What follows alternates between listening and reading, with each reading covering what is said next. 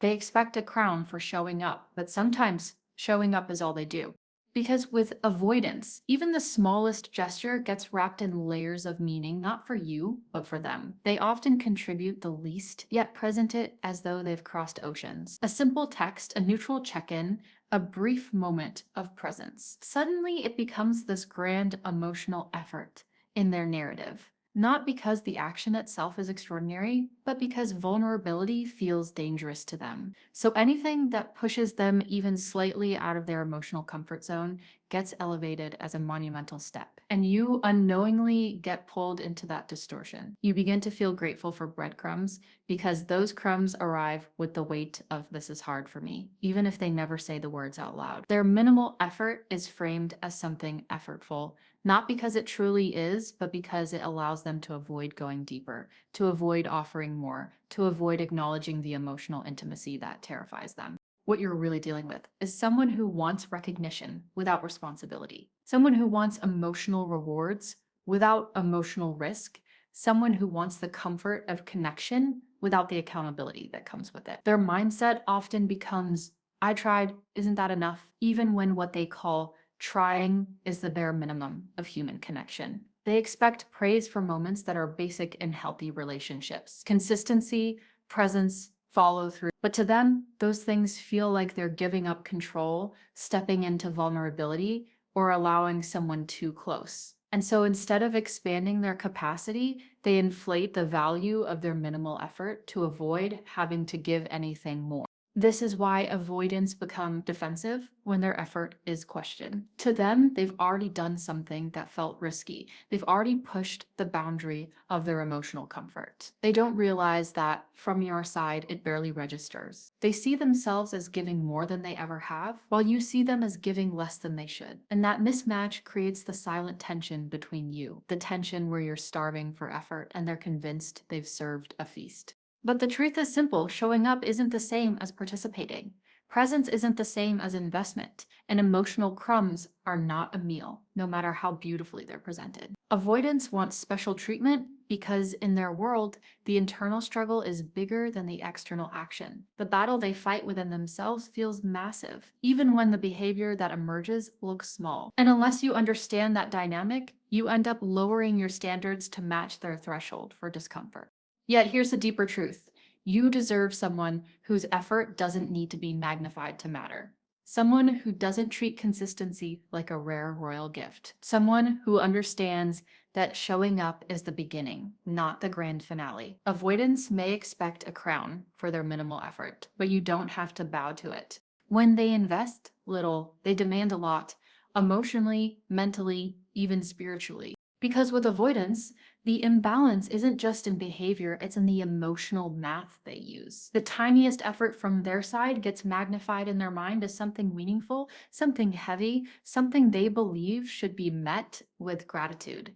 A short text, a small favor, a moment of vulnerability that lasts seconds but took them days to allow. These micro gestures feel enormous to them because they're measured against their internal discomfort, not the actual weight of the action. So to them, they're giving you something precious, something scared, something they feel they had to pull from the depths of themselves. But you're giving consistently, emotionally, steadily. You show up with clarity, kindness, communication, presence, and somehow none of it lands.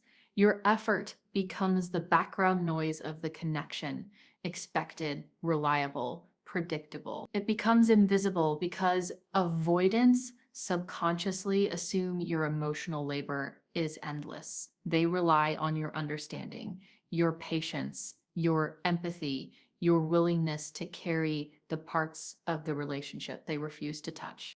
And here's the quiet truth: they never say out loud. They demand so much because they don't know how to meet their own needs. They rely on you to translate their silence, soothe their fears, interpret their distance, and stabilize the very connection they keep destabilizing. They want you to be emotionally fluent in a language they refuse to speak. Your mental energy becomes the cushion they fall on.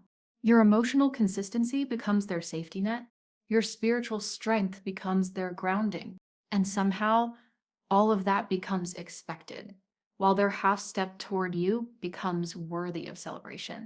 This is the emotional distortion people rarely talk about. Avoidants don't consciously believe they're demanding a lot, but the weight of what they expect, understanding without explanation, forgiveness without accountability, patience without reciprocity, becomes heavy fast. They want you to fill in the emotional gaps they refuse to acknowledge. They want you to sense when they're overwhelmed, adjust when they're distant, reassure when they're triggered, and adapt when they pull away, without complaint, without question, without asking for more. It's not that they don't appreciate your effort, it's that they've built a life around needing as little from others as possible. So when they need something from you, even something small, it feels huge to them. And they subconsciously expect you to respond with the same intensity they feel internally. But your consistent effort, your emotional presence, it becomes the air they breathe, essential but unnoticed. And that's where the imbalance quietly erodes your energy. Not because you're giving too much, but because they're recognizing too little. But here's the grounding truth. You need to remember, your consistency isn't invisible, it's foundational. Your emotional effort isn't small, it's sustaining. And your presence isn't ordinary, it's rare. Avoidance may magnify their small gestures, but that doesn't mean you should minimize your own. You deserve to be seen with the same depth you offer. You deserve reciprocity, not emotional inflation. And you deserve a connection where effort isn't lopsided, it's mutual, intentional, and real. Their silence is not emptiness, it's a test of your devotion. Because with avoidance, silence is rarely accidental, it's rarely neutral, it's rarely just quiet. Their silence becomes a strategy, a shield, and a silent question all at once. They often withhold attention, affection, or validation, not because they don't feel anything, but because feeling something overwhelms them. And instead of leaning in, they retreat. Instead of communicating, they close off. Instead of offering clarity, they let the distance speak for them. But hidden inside that silence is an expectation that you'll bridge the gap for them, that you'll do the emotional reaching they're afraid to do, that you'll interpret the withdrawal as a signal to try harder, give more, or prove your loyalty. What makes this dynamic so exhausting is that it's unspoken. Avoidants don't ask directly for more effort. They wait for you to give it. They don't ask you to chase. They simply disappear. They don't ask for reassurance. They create a void and hope you fill it. To them, silence becomes an emotional litmus test. Will you come closer even when they're pushing you away? Will you stay connected even when they disconnect? Will you continue caring even when they make it painfully difficult to do so? And because you care, you often do. You respond to the silence with softness. You answer the distance with understanding. You compensate for the lack of effort with twice the effort on your end. But what you may not see is that every time you bend for their withdrawal, the dynamic shifts quietly, subtly, but profoundly. Your emotional labor becomes their comfort. Your pursuit becomes their reassurance. Your patience becomes their permission. And the relationship becomes uneven long before you realize it. The avoidant doesn't always intend to test you, but their fear of vulnerability creates patterns that function like tests. They want to see if you'll stay without them having to risk anything. They want connection without exposure, closeness without surrender, intimacy without the vulnerability that terrifies them. So they give less, then wait for you to give more. They pull back, then expect you to lean in. They offer silence, then anticipate your devotion. Yet, here's what most people don't realize. Their silence isn't a sign they don't care. It's a sign they're overwhelmed. Their withholding isn't a lack of feeling. It's a fear of feeling too much. Their retreat isn't rejection.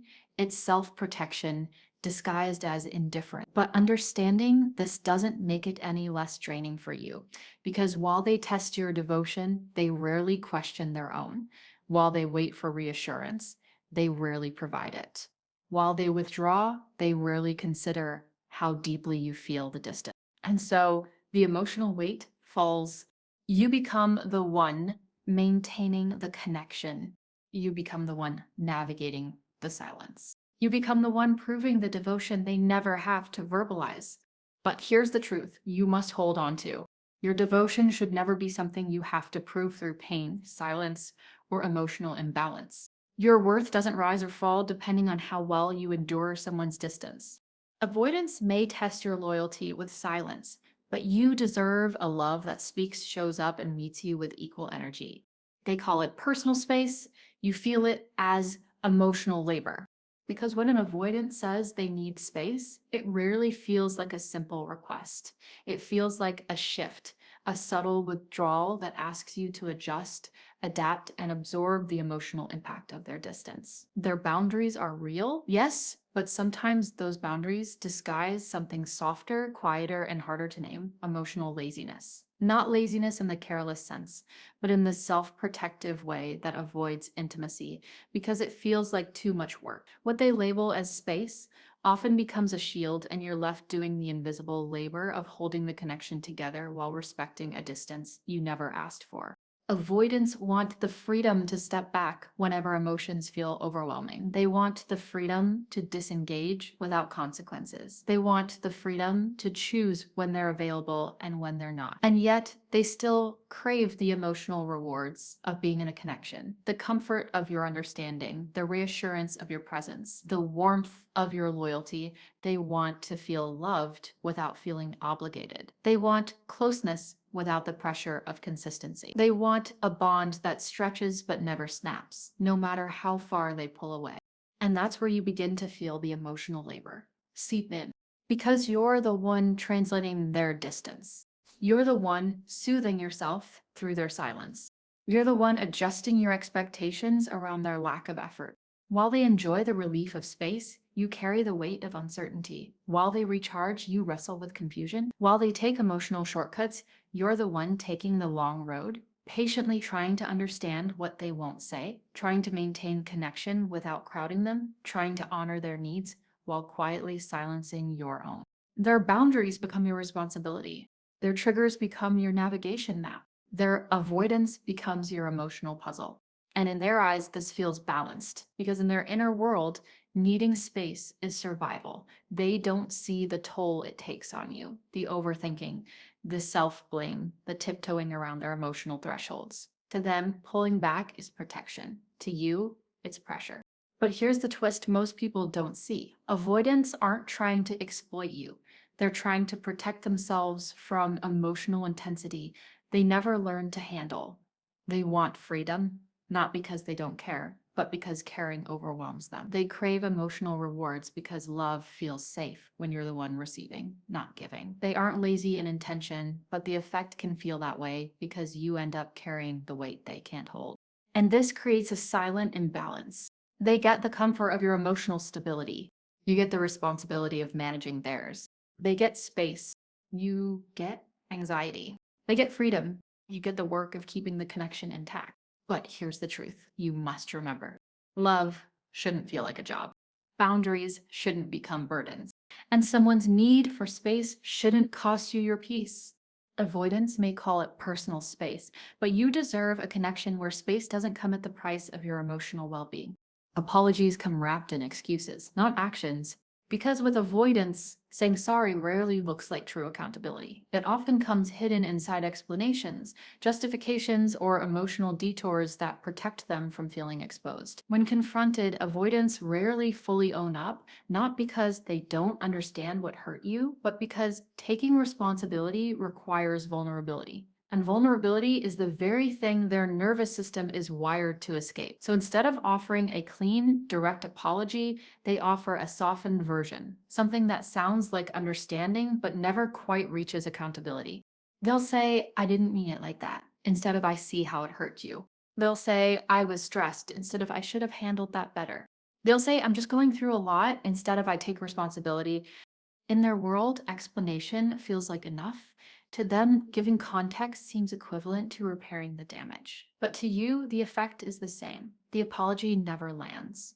It never reaches your heart. It never acknowledges the impact. Only their intention, and intention alone doesn't heal anything. Avoidants often expect forgiveness for minimal disruption. They believe that if they show a little softness, offer a hint of regret, or express mild discomfort about the conflict, it should be more than enough. Their threshold for what counts as effort is so low that even a moment of emotional openness feels monumental to them. But to you, it feels incomplete. Like they open the door halfway and stop. Like you're left doing the emotional work of closing the loop, soothing the wound, and moving forward, all without the emotional reassurance you deserve. This dynamic turns accountability into something optional, something they can dip into, but never fully embrace. They hope that time, patience, and your understanding will fill in the spaces their apology avoids. They count on your empathy to do the heavy lifting. And because you care, you often accept their partial apology as the best they can do, even though it still leaves something unresolved in you. Their avoidance of accountability isn't about arrogance, it's about self protection. To say I'm sorry without excuses means standing in discomfort, admitting fault, risking rejection, and facing the guilt they spend their whole lives trying to outrun. So they minimize, they soften, they redirect, they reduce the impact to avoid feeling the weight of it. And in doing so, they unintentionally place the emotional responsibility on you. But here's the truth: a real apology is not a fragile thing. It shouldn't collapse under pressure.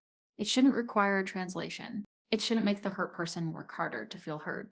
You deserve an apology that includes action, one that repairs, restores, and rebuilds, not one wrapped in excuses that leave you confused, invalidated, or emotionally stranded. And while avoidance may fear accountability, you don't have to fear your standards. The apology you need is real, whole, and grounded, and you deserve nothing less. You're supposed to understand without them explaining. Because with avoidance, communication is often replaced by expectation. They rely on your intuition rather than their words, their silence rather than clarity, their moods rather than explanations. In their world, needing to articulate a feeling is already too vulnerable, too exposing, too emotionally risky. So they expect you to read them, to sense their discomfort, interpret their withdrawal, and adjust yourself accordingly. And the most exhausting part: the effort you put into decoding their needs is invisible to them. What feels like heavy emotional lifting for you feels like natural understanding to them.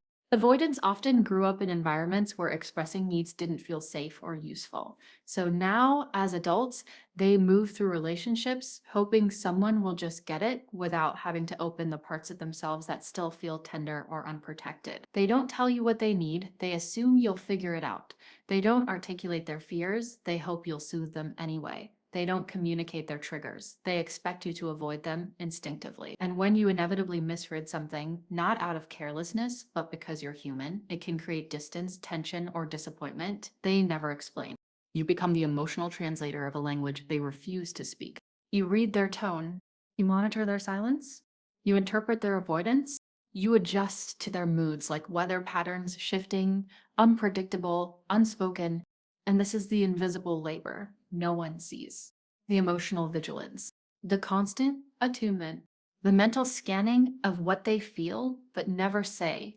You end up learning them deeply, not because they let you in, but because you've trained yourself to navigate the maze they built to protect themselves. Meanwhile, they see your interpretation as empathy, not effort. They don't recognize that you are doing the work they're avoiding. They don't realize the toll it takes on your own emotional clarity. They don't see how much of yourself you give just to maintain connection with someone who rarely meets you halfway in communication. It isn't that avoidants don't value your understanding, they depend on it. But they depend on it quietly, unconsciously, and often without reciprocity. They want someone who won't demand explanations, someone who won't pressure them to open up before they're ready, someone who can navigate the unspoken without complaint. They want the benefit of being understood without the responsibility of expressing themselves. But here is where the imbalance begins to hurt you. Understanding becomes a one-way street. Your intuition becomes a requirement instead of a gift. Your emotional sensitivity becomes the foundation of the connection, not their effort. And the truth is, you deserve communication that doesn't rely entirely on guessing. You deserve clarity, not emotional detective work. You deserve partnership, not a puzzle. Loving an avoidant may require patience, compassion, and space, but it should never require abandoning your own need for transparent reciprocal communication. Because love should be felt, not decoded. Shared, not guessed. Expressed, not extracted. You don't have to understand every unspoken thing, especially when they're capable of saying the words.